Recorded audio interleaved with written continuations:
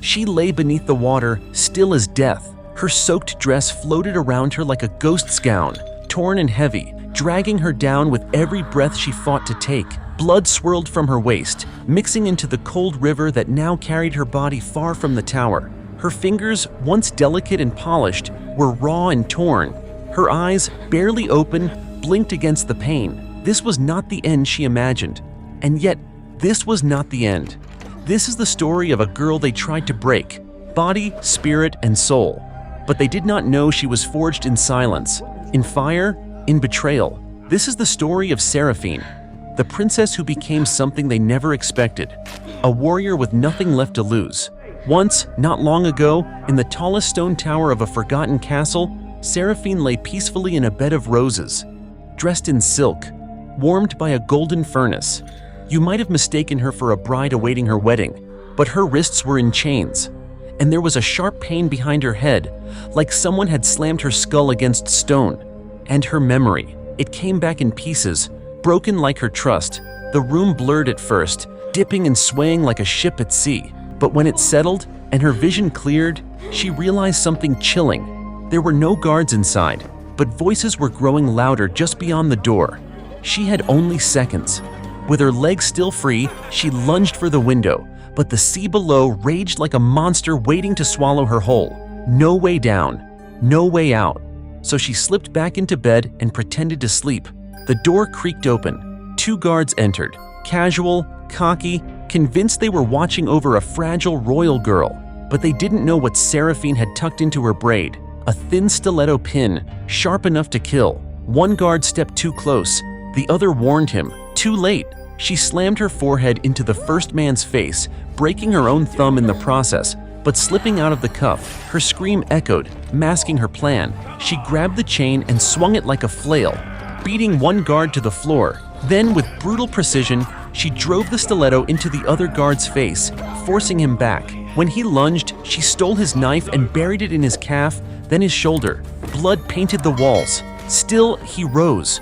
She clung to the knife buried in him, wrapped her broken chain around her fist, and rained punches on his face until she kicked him out the window, his scream vanishing into the sea.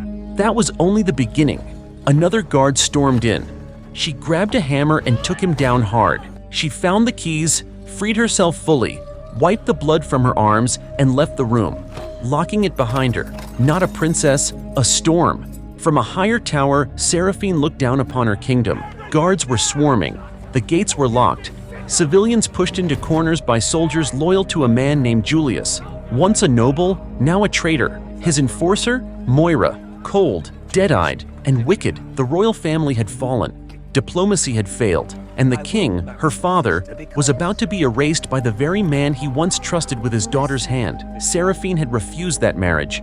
She left Julius at the altar. She could not bear to be the symbol of submission, not for a man who craved the throne more than her love. And so, chaos was born. She moved through the tower in silence, soaked from hiding in a tub of water, while a giant man used the room. Unaware she was inches away, dripping wet, her dress dragged behind her. She tore it away, moved faster. She ran into the giant again. He swung a sword the size of her whole body.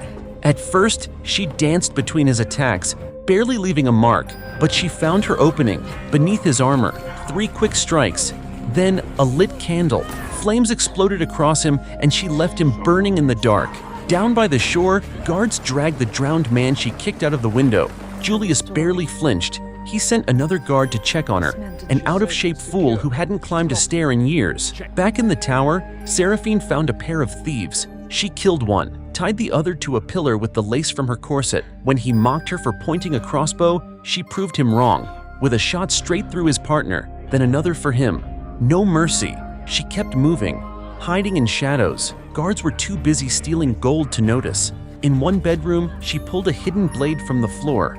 Her old sword, the one Kai, her mentor, once gave her after a forest training duel. He told her, "A true warrior doesn't win with rage. She wins with purpose." Now she had both. Peering through a hidden crack, Seraphine saw Julius and Moira, locked in a lover's embrace, talking of power, not passion. To Julius, marriage was just a mask, a way to legitimize murder. To Moira, it was opportunity.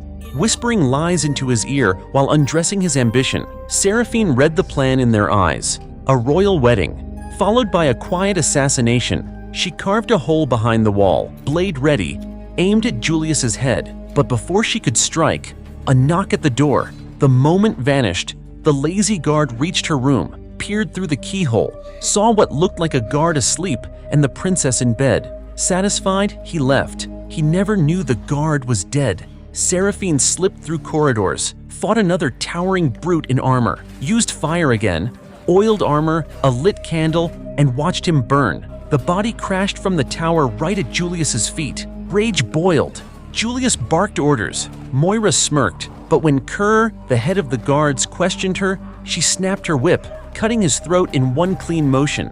Blood spilled, and without blinking, she claimed his job. Seraphine kept moving, injured but alive. She fought through more guards, sliced them down, even used her necklace, scattering the diamonds to trip her enemies. In one final haul, she stood cornered, slashed across the waist, screamed, still didn't fall.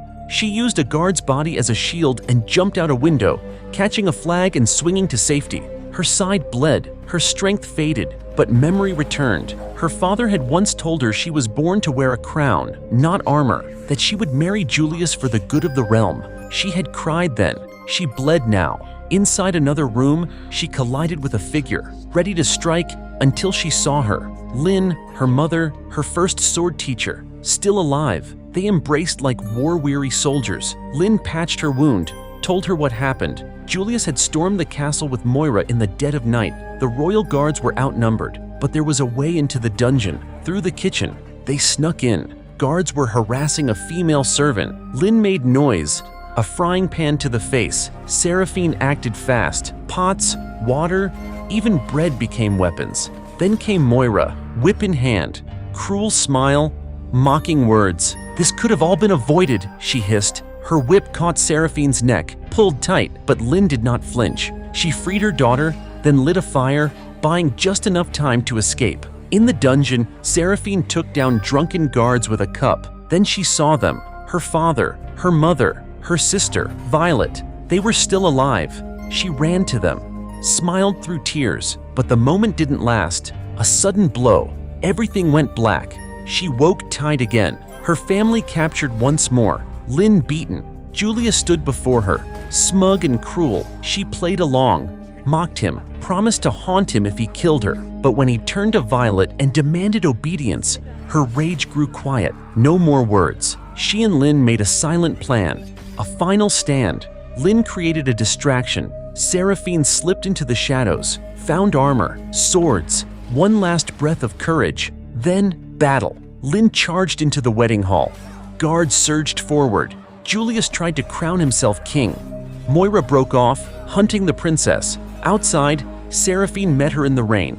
The whip lashed, but Seraphine caught it, pulled hard, and wrapped it around Moira's neck. A brutal end, the same way Moira tried to kill her. Inside, Julius defeated the king easily. Lynn stepped in, fought hard, was wounded. Julius grabbed the crown, placed it on his head. Then Seraphine arrived. One final duel. Outside, in the rain, in front of everyone, he mocked her, promised to rule with fear, promised the people would obey. She said nothing. She waited. And when his pride made him sloppy, she struck, steel to throat, head to stone. It was over. She picked up the crown, returned it to her father. The people cheered. The king turned to her, eyes filled with regret. He apologized, not as a ruler, but as a father. "You were never meant to be just a bride," he said. "You were meant to lead." And so Seraphine became heir, not because of her bloodline, but because of her battle scars, because she earned it, one cut at a time. But there were still scars that no crown could hide, still memories of those who did not make it, still a little sister who watched the world burn. She stood tall beside her father, beside Lynn. The kingdom had hope again. And yet, as the wind blew through the quiet hall, she whispered to herself, "I didn't fight to be queen. I fought to be free. And sometimes, that is enough." To lead her for who she is.